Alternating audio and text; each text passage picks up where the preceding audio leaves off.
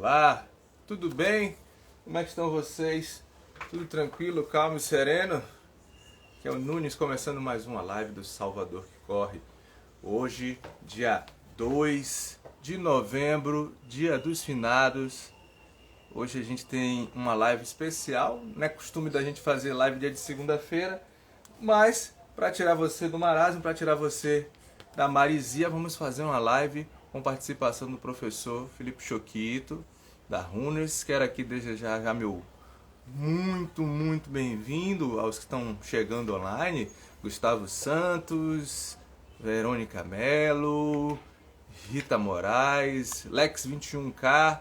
Sejam muito bem-vindos à nossa live. Avisa aos amigos aí, viu? Avisa no grupo, avisa nos seus grupos que a live mais esperada de hoje, da segunda-feira, acabou de começar. E hoje a gente vai tratar sobre um tema bem legal: musculação e corrida de rua. Existe todo um mito, existe toda uns questionamentos sobre como é que funciona, como é que os dois podem andar juntos sem que um prejudique o outro, sem que afete no desempenho do atleta. Vamos falar, e professor Felipe já está na área já. Boa noite, Nivaldo, boa noite, Aline, boa noite, Magno, boa noite essa galera bonita que está aí, todo mundo online. Doron, Olavo, Fernando. Antes de começar a live, antes de mandar o convite para o professor, queria dar aqui alguns recadinhos bem interessantes. Falar sobre o desafio do Choquito que acontece no dia 8, agora domingo, perfeito. Falar também sobre o treino azul. Qual é o treino azul? No dia 21 de novembro, lá no Greenville, o treino azul. Para participar é super simples, não tem custo, mas você tem que estar com a camisa azul. E a gente vai estar falando mais sobre isso. Márcia Silvestre, boa noite. Renata Cantalino entrando pelo perfil Casual Chique. Alberto Rezac, Oliveira Carvalho, muito bem-vindo vocês. Muito bem-vindo, obrigado pela presença e participação de todos. Para correr Story. Deixa eu mandar o convite aqui para o professor Felipe. Falar bem enquanto ele chega. Estamos comercializando as camisas azul. Ontem na live o pessoal perguntou cadê a camisa. Essa aqui, ó, azul, na coloração azul do Salvador que Corre, para você participar do treino azul. E também tem as viseiras do Salvador que Corre, tá bom? Ó, essa aqui, rosa com camuflada. Tem essa aqui toda preta. Tem essa aqui toda branca. E tem essa aqui, branca com rosa camuflada, fazendo aqui o merchandising. O professor está entrando aqui na live. Cheguei. Aqui.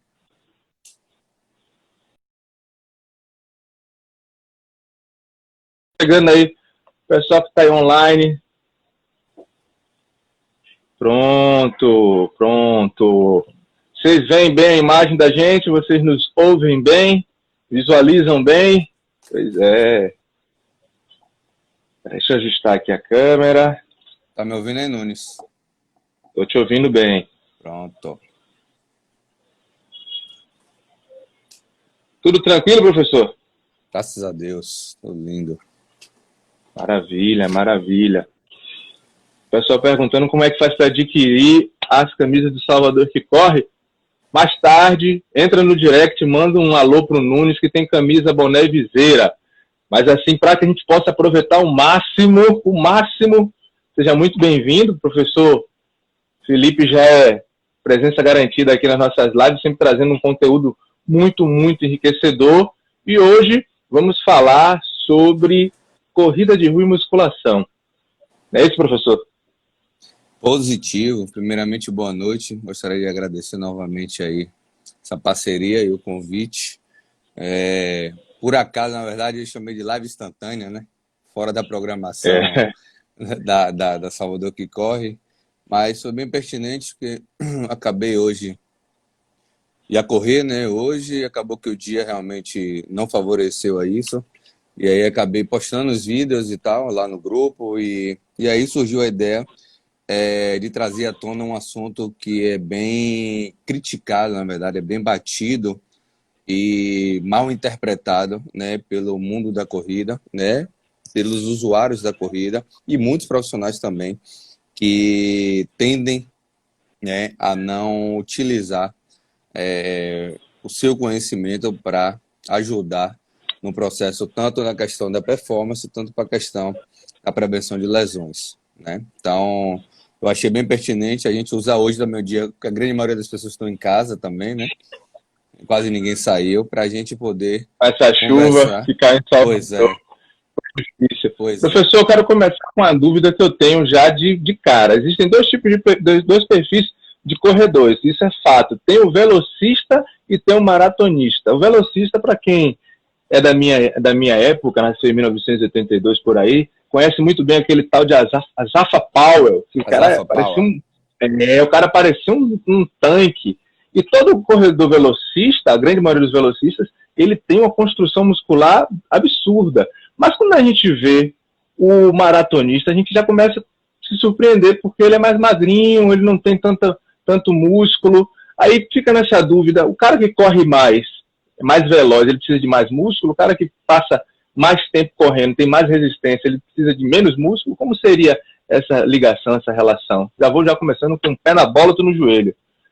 Bem interessante essa pergunta e, na verdade, um questionamento que realmente hoje a gente vê isso de forma inversa, né? A gente vê gordinhos e ex-gordinhos, né, hoje fazendo maratonas. Então, não justifica muito essa questão hoje estereotipada. Claro que aí está fazendo um nível de performance, de alto rendimento, né? Quando a gente fala realmente dos velocistas e maratonistas, fundistas, né? E quando a gente fala hoje do perfil amador das pessoas que estão buscando, né, a corrida de rua como um recurso aí para sua qualidade de vida. Então, isso está relacionado diretamente ao tipo de fibra muscular, né, geneticamente, fenotipamente, ou seja, construída ao longo do processo da treinabilidade. O velocista, ele tem uma característica de fibra chamada de fibra tipo 2, que é a fibra branca, que é a fibra que caracteriza o maior, né, característica de força, né, maior característica hipertrófica, maior característica metabólica da via anaeróbia, da via justamente de altas intensidades, da parte de potência, da parte de velocidade. E o fundista, né, que é o típico meia maratonista, ele tende a ter um tipo de fibra de resistência, que é a fibra metabólica de endurance oxidativa, né, que metabolicamente utiliza as gorduras como principais vias energéticas. Claro que não só o fator das fibras, mas como outras características também se fundamentam para, né, diferenciar aí a nível fenótipo e genético, né, uma modalidade da outra. Mas o que os caracteriza de principal significância aí é o tipo de fibra estabelecido, né, nos membros inferiores entre um atleta e outro, ou seja, o atleta velocista, ele tende a ter um perfil de fibra muscular, né, a nível de força e de potência, e o atleta a nível fundista, ele tende a ter uma fibra tipo 1, que é uma fibra de endurance, uma fibra que resiste, né, à via oxidativa de forma mais significativa. Entendi. Trocando em miúdos, então, a gente tem uma fibra que vai ter uma resposta rápida e a outra que vai ter uma resposta de maior resistência. Seria mais ou menos isso, não é isso, professor? E com a treinabilidade ao longo do tempo, né, treinando as duas vias, né, a gente tem uma adaptação dessa fibra chamada de fibra intermediária, ou fibra tipo 2AB, né, que é uma fibra que cria-se uma adaptação de construção em virtude justamente da treinabilidade dessas duas vias metabólicas. Então, provavelmente, a gente tem aí, dentro de alguns membros e algumas fibras, né, característico, dando ênfase aí, tanto na fibra tipo 1, tanto na fibra tipo 2, em virtude justamente dessa adaptação, né, chamada de adaptação seletiva do treinamento. O que aconteceu muito nesse período de pandemia, professor, foi o seguinte: com o fechamento das academias, as academias tiveram que ficar fechadas, as pessoas ficaram sem fazer o treino de fortalecimento, o treino muscular. Alguns fazem o HIIT, tem várias especificações.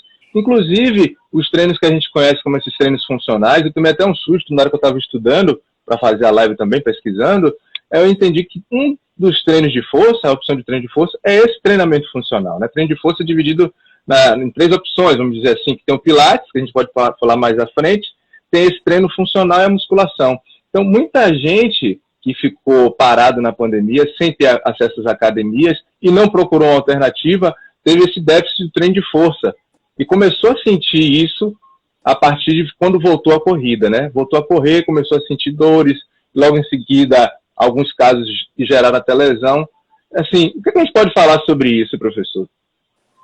Então, a pandemia, realmente, a mudança, na verdade, da diminuição aí do gestual motor em virtude da característica do treinamento de força, em virtude da mudança da função laboral, você está em função em pé, passar a ficar em função deitada, né, sentado, de posturas inadequadas, né, trouxe aí realmente durante aí esses 6, 7 meses que a gente ficou sem acessibilidade de um treinamento específico, realmente com algumas deficiências. E isso está sendo cobrado agora dentro do processo do retorno às atividades, né? A grande maioria dos alunos e dos corredores que voltaram a correr, a grande maioria não voltaram para a academia ou não voltaram a fazer nenhum tipo de atividade neuromuscular.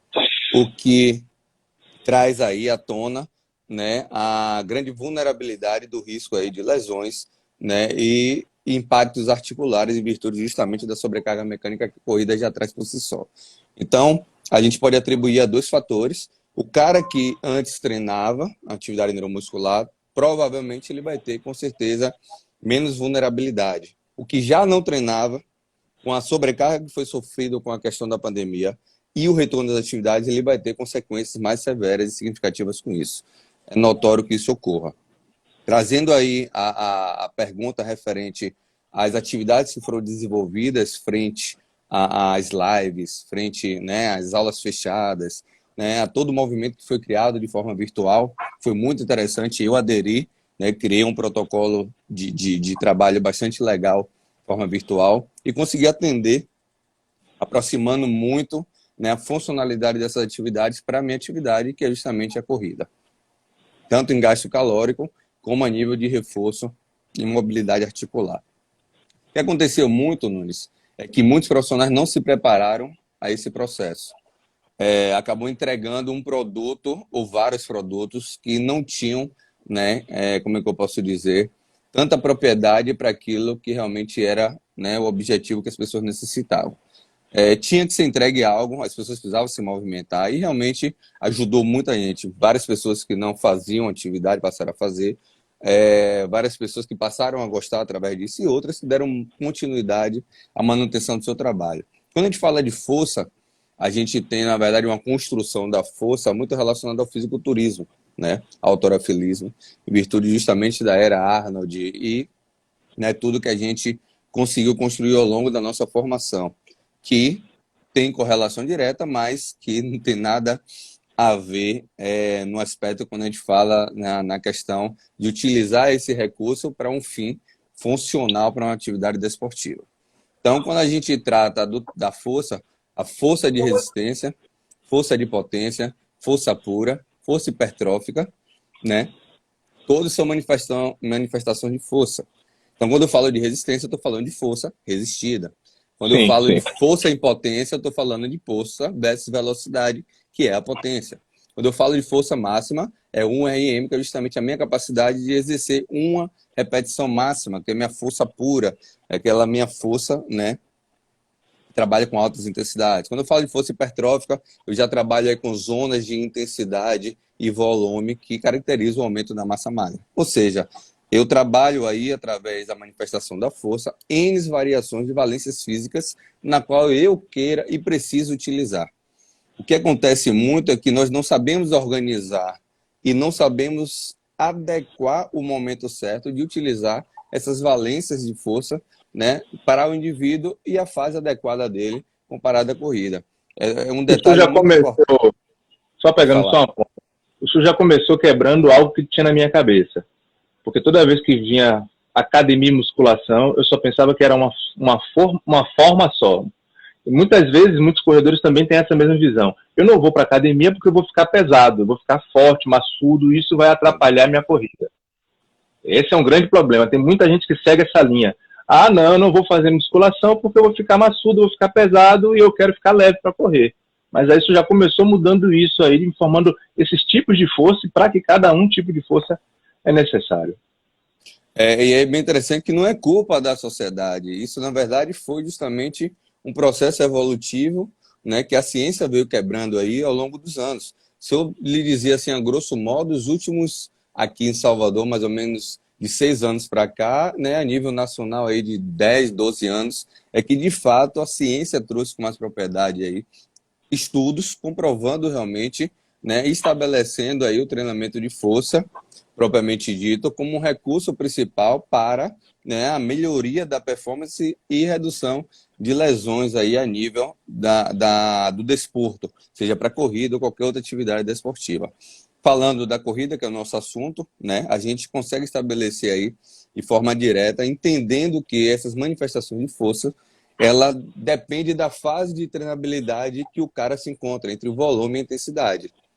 Né, a gente, não sei se é uma das suas perguntas, mas a gente, no discorrer, pode falar um pouco mais sobre isso, mas só para a gente entender essa questão, né, de valência da manifestação da força, a gente consegue sim, na academia, né, estabelecer sim, essa variabilidade de treinamento oriundo a essas valências da manifestação da força.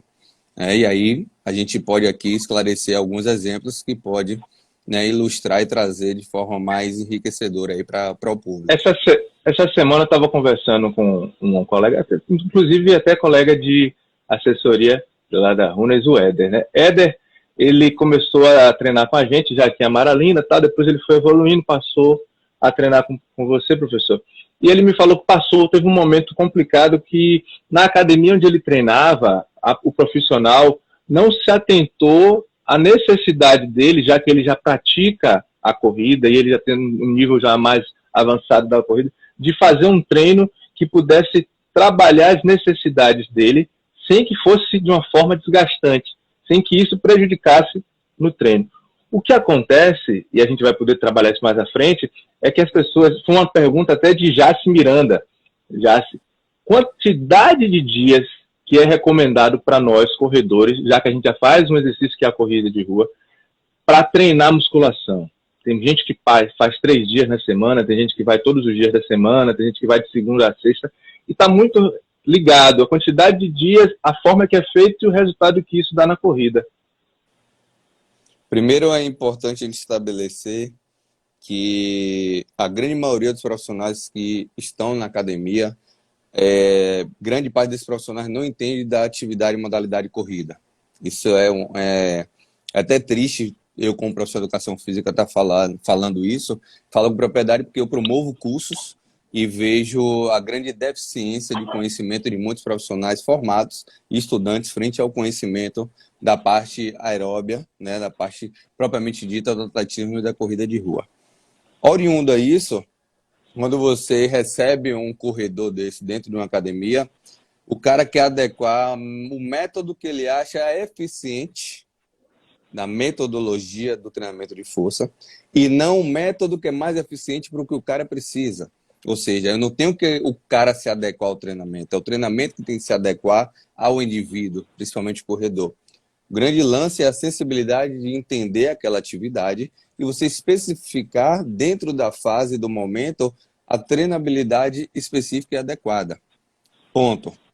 Onde eu quero chegar. O que é o ideal, o que seria o ideal no processo. Vamos supor, eu recebo você hoje lá na academia, aí eu vou dar exemplo de Éder. Quando o Éder chegou lá, né, pra gente, Éder já fazia musculação, já tinha um biotipo, uma especificidade de atlética, né, sensacional. A gente só fez lapidar, tanto que ele teve uma queda de performance inicial, né, para ele se adequar à metodologia da gente, se adequar a algumas variáveis que a gente, né, teve que corrigir para depois ele evoluir novamente. E hoje ele está em uma das melhores fases dele, né?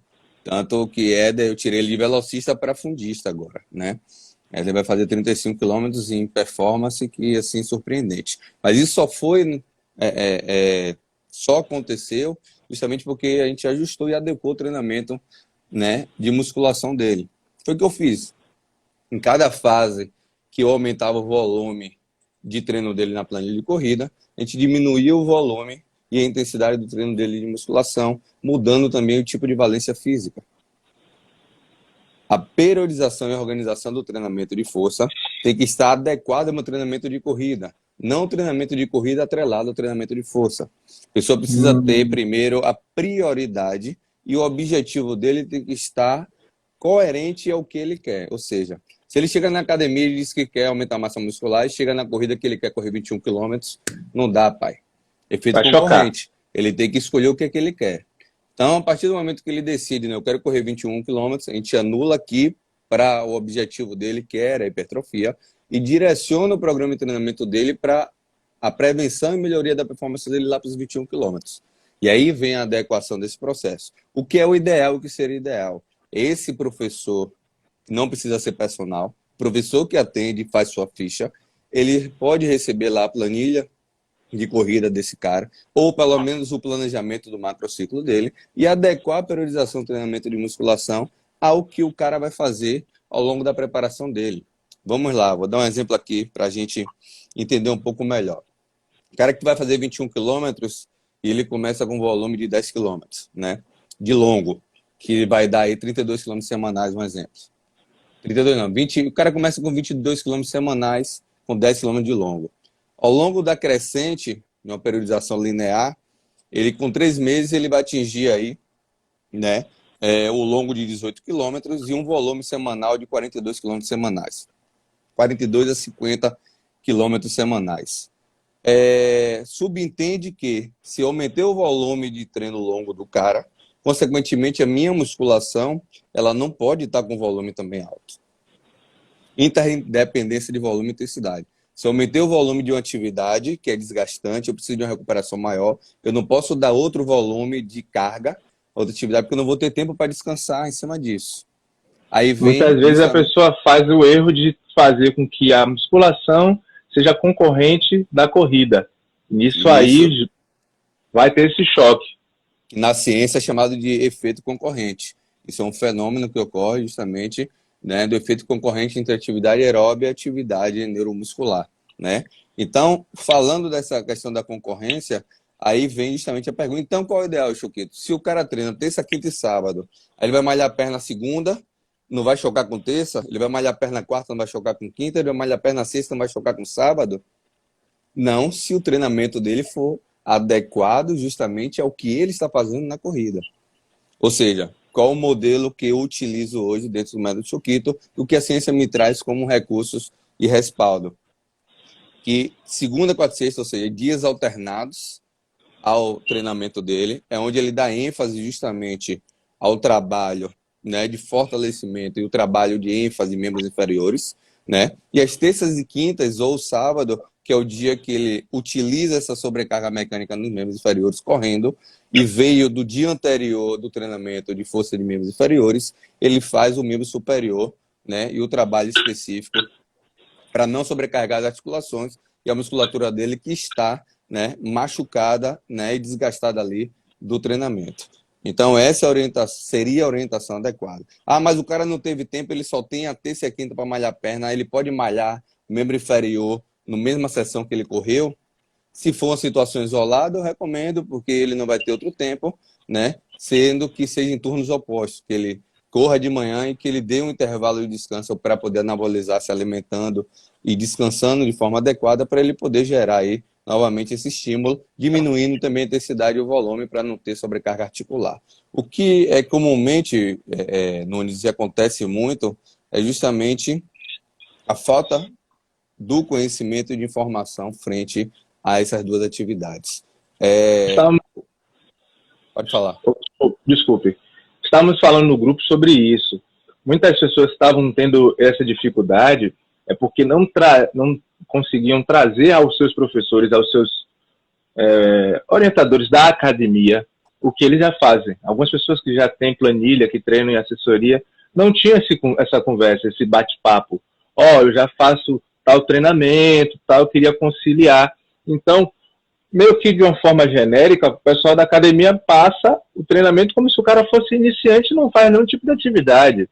Então, se a gente não traz isso para o profissional não vai saber. Perfeito. Uma ponga só para ler os comentários e também pedir para que quem tiver dúvida, curiosidade, mande suas perguntas.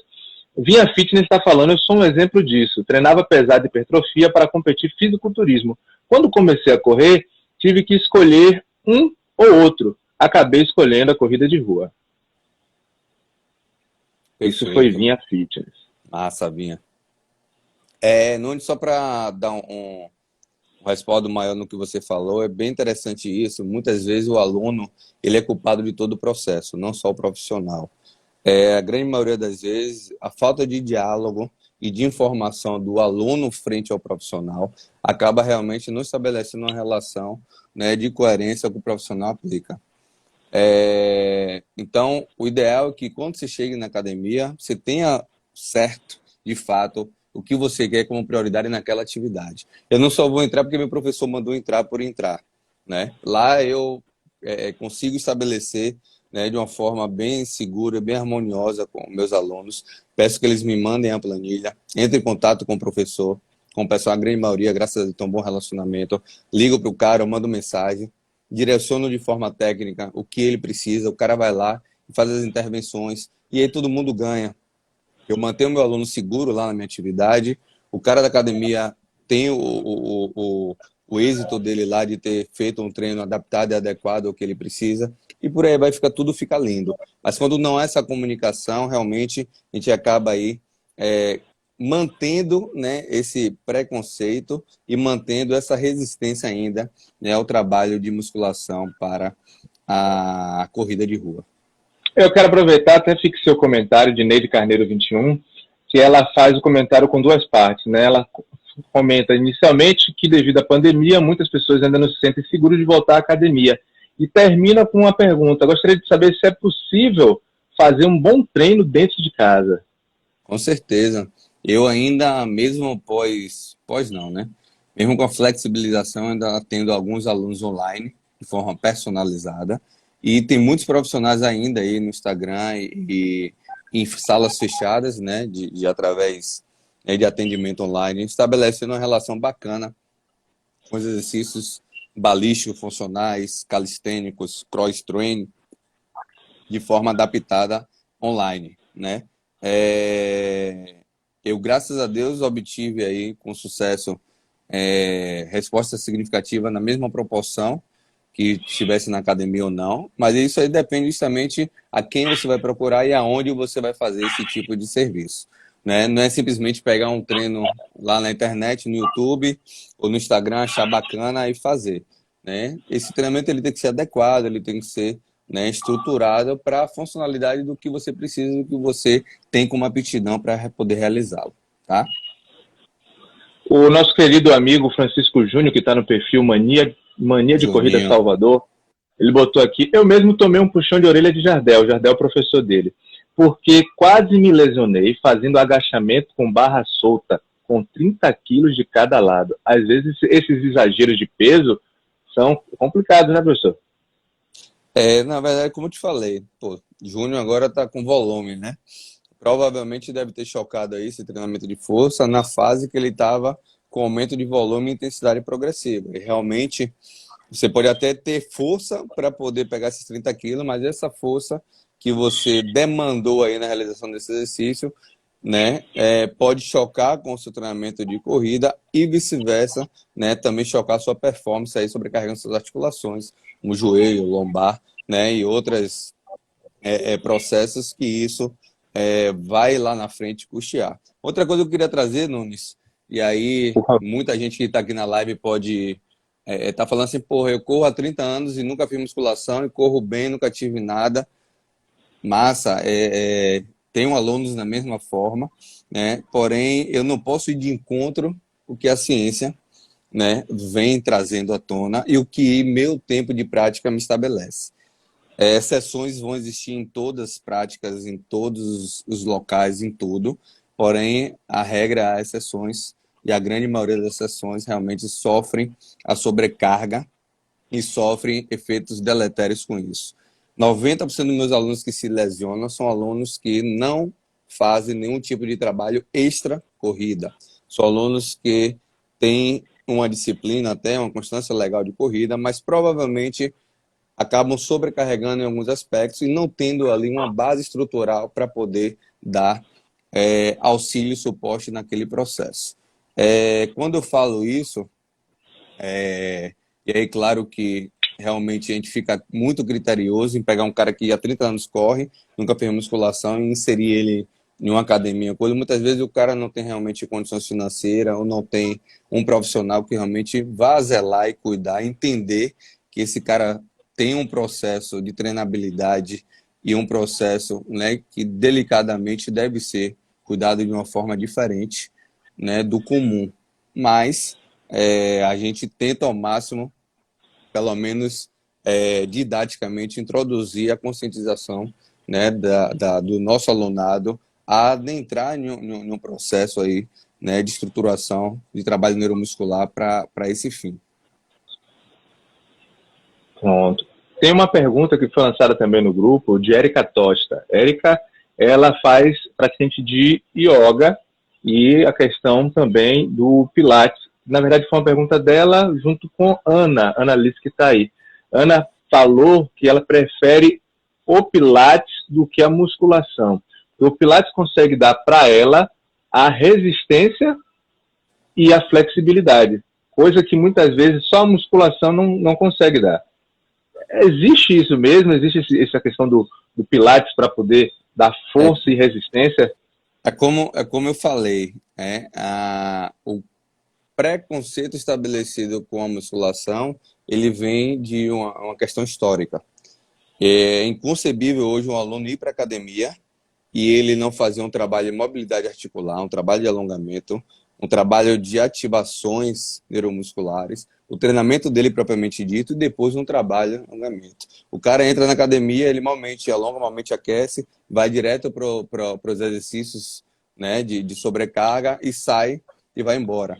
Comumente o que acontece é isso. E na academia é um espaço, um ambiente onde você tem N recursos, onde você pode trabalhar a mesma coisa que você trabalha no Pilates, você trabalha na yoga, dentro da academia, a partir do momento que você tem a orientação para isso. O Pilates se tornou uma prática, né, um método super eficaz e eficiente, principalmente para a melhoria dessa questão de mobilidade articular e flexibilidade e também de resistência de força, né, onde trabalha realmente de uma forma bastante criteriosa e específica, né, essas valências físicas, coisa que na musculação não se trabalha e não se orienta a se trabalhar. Né? Existe uma metodologia, na verdade, é um efeito, né, que se dá de adaptação a nível neuromuscular, que é o ciclo alongamento-flexibilidade. Esse CAL, ciclo alongamento, ou CAF, ciclo alongamento-flexibilidade, é um dos maiores mecanismos que o músculo esquelético pode ter para melhoria da sua mobilidade articular, ampliação de amplitude de movimento, economia do movimento e melhor performance. A gente fica querendo mexer na biomecânica e não necessariamente é preciso mexer na biomecânica, já visto que se eu mexo no aumento da mobilidade articular e na flexibilidade do músculo esquelético desse indivíduo, ele vai ter uma melhoria na sua performance, diminuindo o risco de rompimento de fibra, rompimento de tendão, desgaste muscular, mantendo assim, né, de uma forma bem simples, uma evolução dentro do seu processo de corrida. Corredor não gosta de alongar, corredor não gosta de fazer trabalho de fortalecimento, corredor não gosta de aquecer, corredor não gosta de fazer educativo, corredor quer botar o tênis e sair correndo. Gente, mudou muito. Infelizmente, o cara que quer ter uma vida longa na corrida, infelizmente ele tem que se adequar, né, a alguns mecanismos que são significativos para a evolução dele. Se ele não se adequa a isso, ele vai estar carimbado a um momento da fase de treinamento dele se lesionar. Algum corredor que tiver aí, que disser para mim que nunca se lesionou, me desculpe, mas um dia isso vai custar caro. Talvez não agora, mas o preço vai ser pago lá na frente, em algum momento. Só você sair da zona de conforto. O cara vai assim, mas eu corro todo dia a longa distância. É porque você nunca fez um treino intervalado. Você faz um treino que você trabalha em uma zona Z3, Z4, metabólica, com amplitude de movimento maior, com curta distância e alta intensidade, não tem músculo, não tem tendão, não tem nada que aguente se você não tiver ele fortalecido. Então, se você corre todo dia 10, 15, 20 quilômetros, você está ali na sua zona de conforto, seu Z2, seu Z3 ali o tempo todo, seu corpo está ali distribuindo energia, distribuindo tudo lindo. Sai um pouquinho dessa zona de conforto e me diga depois o que vai acontecer. Não tem jeito, irmão. Isso é fisiologia. não sou eu que estou dizendo, né? É fisiologia. A ciência é a prática que vai dizer isso. Provavelmente tem várias vítimas desse processo aí, né? Então, eu me preocupo muito, Nunes, e ainda é um ciclo vicioso. Pois é, Igor, a gente está aí com o professor Igor Alisson, que hoje aí para mim, Igor, falar sobre Igor. Igor jogou duro uma aí. das, 5 minutos de.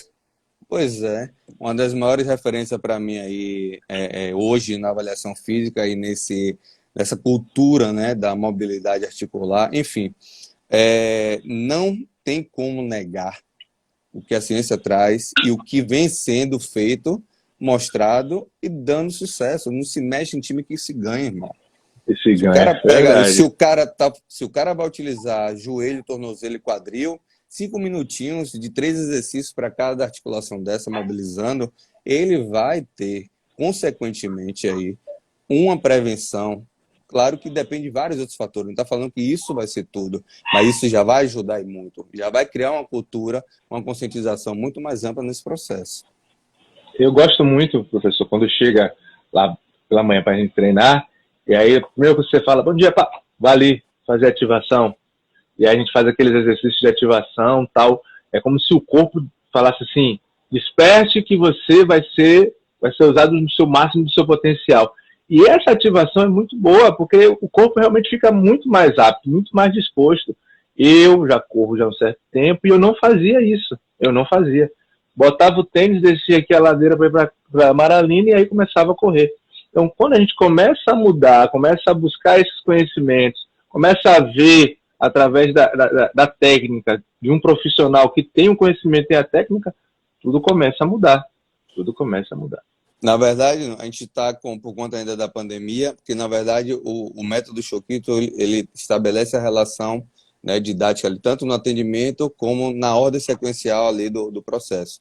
Então, na verdade, a mobilidade articular no colchonete, a gente não está podendo ainda utilizar, até pela questão da higienização, do manuseio, né?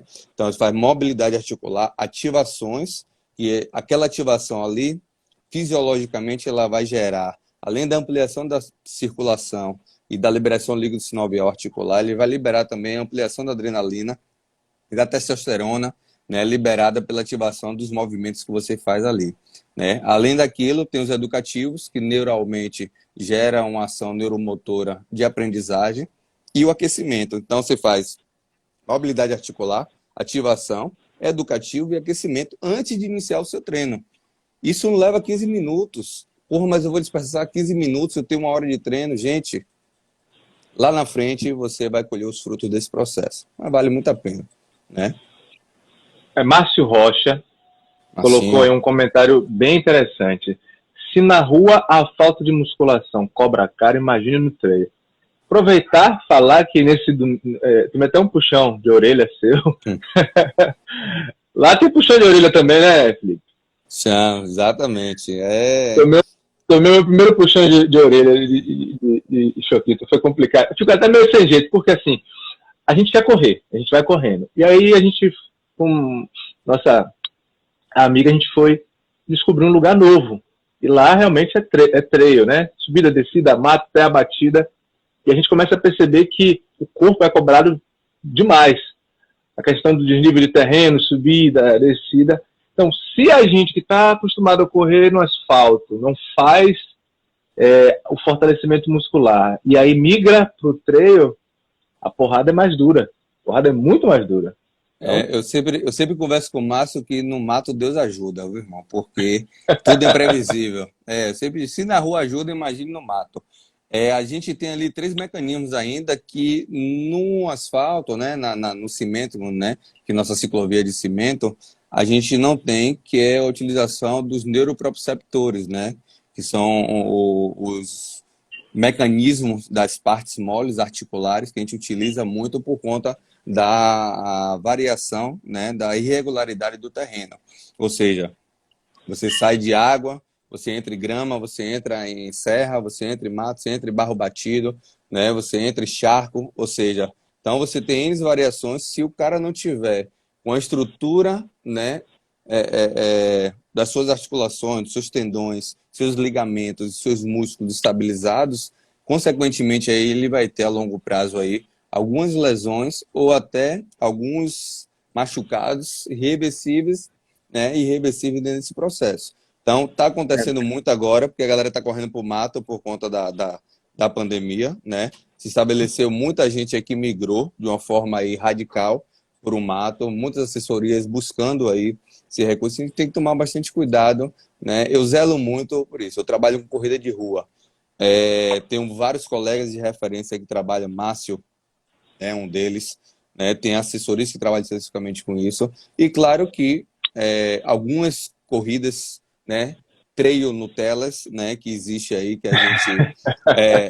a gente acaba participando, né, que dá para a gente adaptar aí dentro da nossa periodização alguns treinos, né, que ilustram aí a especificidade disso. Mas eu trabalho com corrida de rua, né? Então eu deixo isso bem claro para os meus alunos e realmente claro que a gente estabelece aí uma relação direta com a preparação de acordo com a especificidade do aluno para aquela competição, mas, né, nada tão específico como os professores e assessores que trabalham com isso.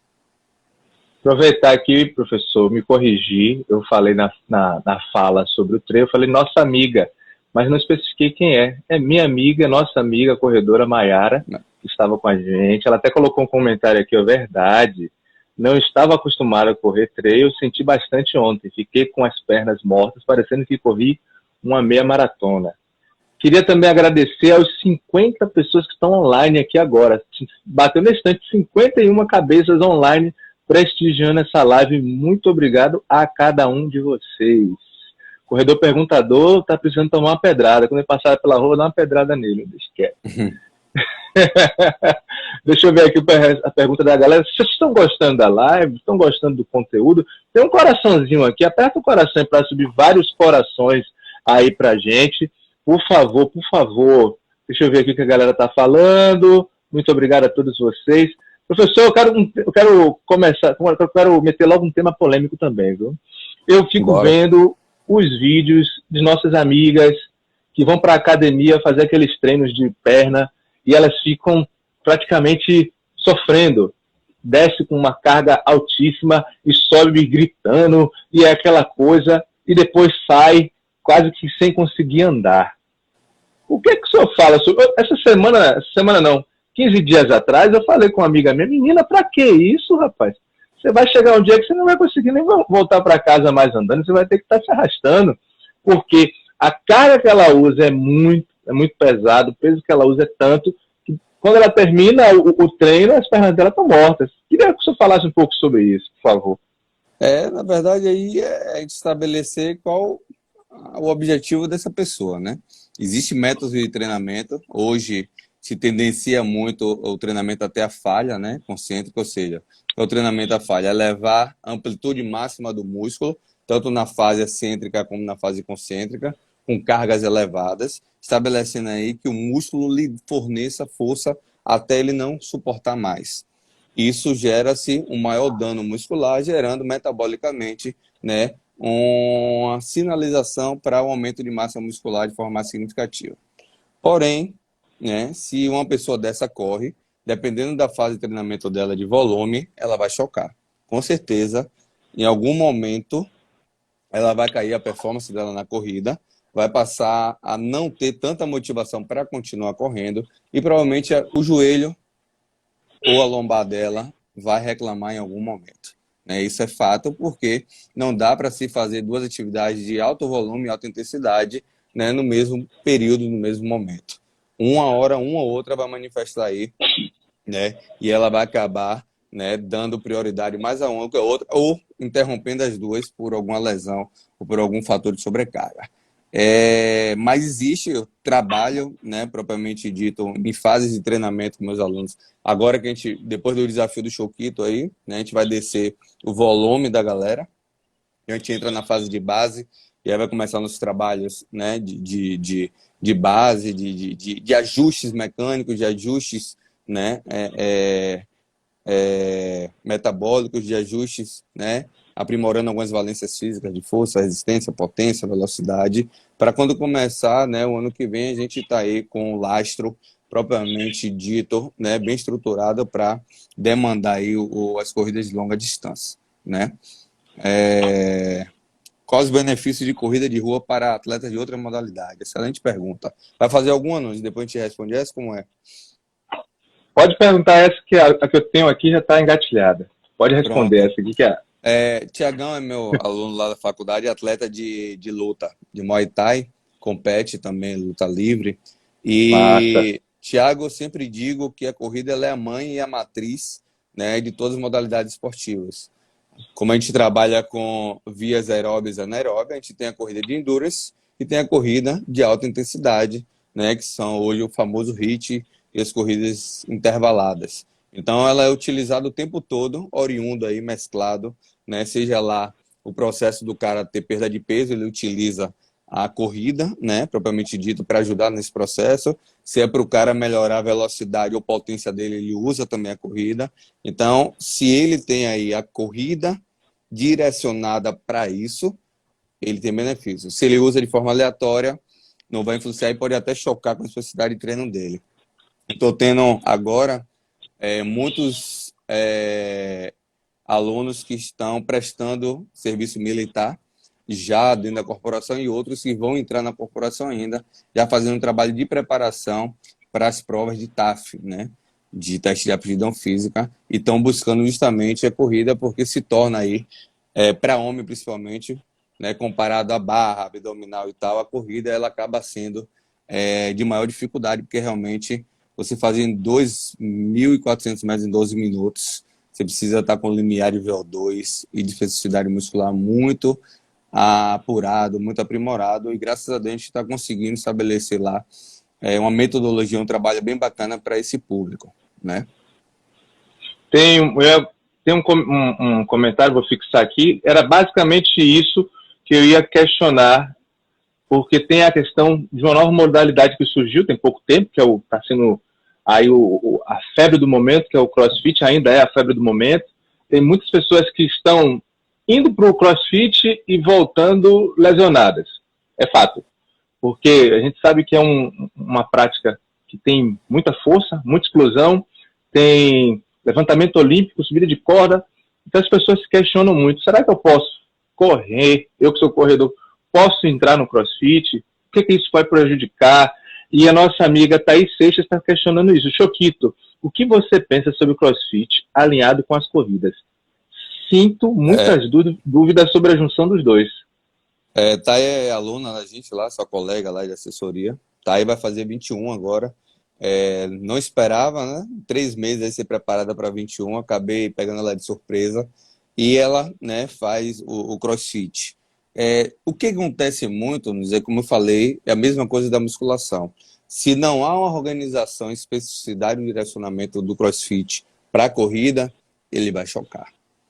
Então, o que acontece? Como o CrossFit tem lá o WOD, né, ou seja, o planejado do dia, então, mesmo sendo iniciante, intermediário e avançado, o que vai diferenciar um ou outro é a intensidade da carga que aquele cara pega, né? Tem a metodologia específica para o iniciante, tem a metodologia lá para o intermediário e para o avançado, mas o grande lance é que, por exemplo, se eu entrar, eu sou corredor, eu quero fazer CrossFit, chegar para o coach e chegar assim, irmão, eu vou fazer uma minha maratona e quero usar o CrossFit para poder melhorar a minha mobilidade, melhorar a minha potência e melhorar minha resistência. O que é que você sugere para que eu faça fora, né? Claro que vai ter naquele dia exercício, então o cara vai chegar assim, ó, irmão, você vai fazer esse exercício e esse aqui, desse planejado do dia, porém esse exercício você não vai fazer e nem esse exercício porque vai chocar com o que você quer. É simples. O grande problema é que o cara não especifica porque realmente dá trabalho. Tem uma turma de 20 pessoas, ele vai pegar só você e vai isolar, não tem como fazer isso. Agora, o lance é justamente que a grande maioria não quer se doar, ou talvez o aluno, ele não estabelece essa relação, né, com o coach, mas a gente consegue adequar. E eu lhe digo, de todas as atividades que a gente falou, o CrossFit, se ele ser executado da forma correta, direcionando a especificidade da sua atividade, ele se torna mais completo do que qualquer outra, justamente pela complexidade da utilização de valências físicas que ele estabelece, diferente da musculação ou qualquer outro lugar.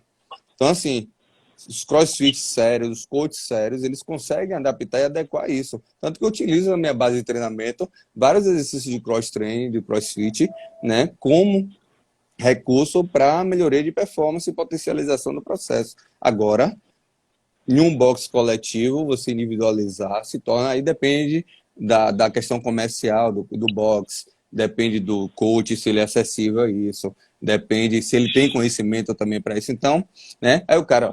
Aí a pessoa vai fazer crossfit. O cara sabe que a pessoa corre, aí no dia tem corrida. O cara vai e bota a pessoa para correr. O cara não precisa correr, irmão. Ele já faz isso lá. Coloca o cara para fazer outra coisa, é adaptar. Pô, você não vai correr, não vai para abdominal, estabelece o core do cara, melhora o abdômen, faz outro tipo de exercício. Então é simples, é só a gente, né, a fazer alguns ajustes e direcionar, mas, né, isso a gente está melhorando, né, as coisas estão melhorando, a gente está tentando, eu, pelo menos, como eu também, né, dou aula em faculdade, estou tentando trazer que essa nova geração aí de profissionais que vão entrar no mercado, entre com essa visão diferenciada, entre com uma nova postura no mercado, que a gente vai ter aí agora em diante. O movimento de ciclismo está crescendo muito, né? A gente está aí, muita gente ciclismo. A galera do ciclismo está entendendo que a corrida está ajudando. Eu estou com muito aluno lá, a gente fez a parceria com a Container, né, com o Léo, e a Container é bacana que são neutros nesse aspecto do movimento, né? E acabaram estabelecendo aí uma relação direta com a corrida. Eles entenderam que a corrida para eles está sendo benéfico, está sendo em potencial para o ciclismo. Ou seja, ele está melhorando a performance do ciclismo, ganhando benefícios com a corrida sem ter efeito concorrente, né? Então, está crescendo o movimento de corrida, de bike. O movimento de corrida ele é crescente aí já há mais de 10 anos. Outras modalidades esportivas como o futevôlei, como o vôlei de praia, enfim, eu acho que depois, pós-pandemia, a gente vai ter uma crescente aí do desporto, só que as academias e outros centros de atividade extra vão ter que estar preparados para receber essa galera, porque realmente, senão cada vez mais as academias vão perder, e foi provado que os profissionais têm total capacidade de atender seus clientes sem academia, né? Sem sombra de dúvida. Foi a pandemia trouxe essa realidade. A última pergunta, já chegamos até 58 pessoas online, mas a última pergunta, porque a gente já está com tempo curto, falta aqui 8 minutinhos. Maiara corredora. Para uma corredora de rua que tem condromalácia nos 2 joelhos e cisto de Baker em um dos joelhos, como seria entrar com trail? É muito desgaste a ponto de não indicar essa modalidade? Mas se for por condromalácia e cisto de Becker, eu fecho assessoria. Primeiro ponto. Segundo, o que a gente tem que, analisar. Tipo assim, Pois é. O que tem que analisar é o grau dessa condromalácia e o grau desse cisto de Becker, é o ponto de comprometer você a nível de dor e a nível de mobilidade articular. Se você tem ausência de dor, tem uma boa mobilidade articular e faz um trabalho de fortalecimento e um trabalho orientado do trail, meu amor, vá pro mato, vá se jogar. Agora, eu não vou recomendar isso.